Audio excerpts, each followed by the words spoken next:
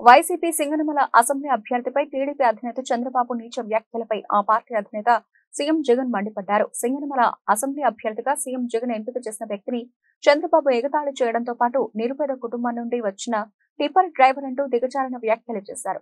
కర్నూలు జిల్లా ఎర్రగుంట్లలో జరిగిన మేమంతా సిద్ధం బహిరంగ సభలో సీఎం జగన్ ప్రసంగిస్తూ చంద్రబాబుపై విరుచుకుపడ్డారు.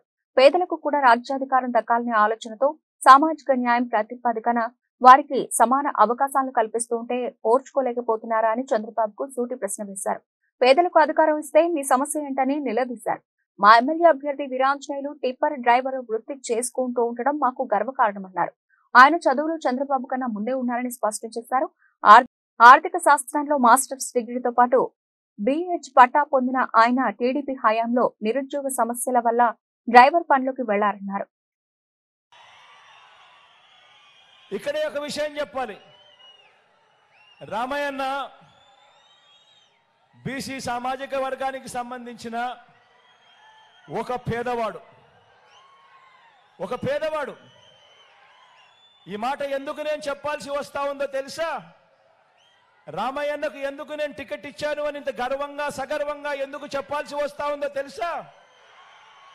కారణం ఏమిటంటే చంద్రబాబు నాయుడు గారు నిన్ననేనా ఈ పొద్దు ఈరోజే చంద్రబాబు నాయుడు గారు సింగనమల నియోజకవర్గానికి వెళ్ళాడు.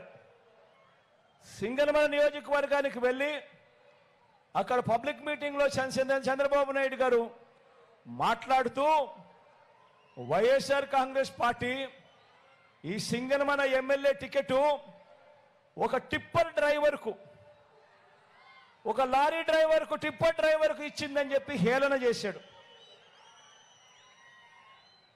ఒక టిప్పర్ డ్రైవర్కు, ఒక లారీ డ్రైవర్కు ఇచ్చారు అని హేళన చేస్తూ చంద్రబాబు నాయుడు గారు తూలనాడుతూ ఆ పిల్లాడు చదువుల గురించి కూడా తూలనాడుతూ అబద్ధాలు చెప్పాడు. ఇదే పెద్ద మనిషి చంద్రబాబు నాయుడు గారికి ఈ సందర్భంగా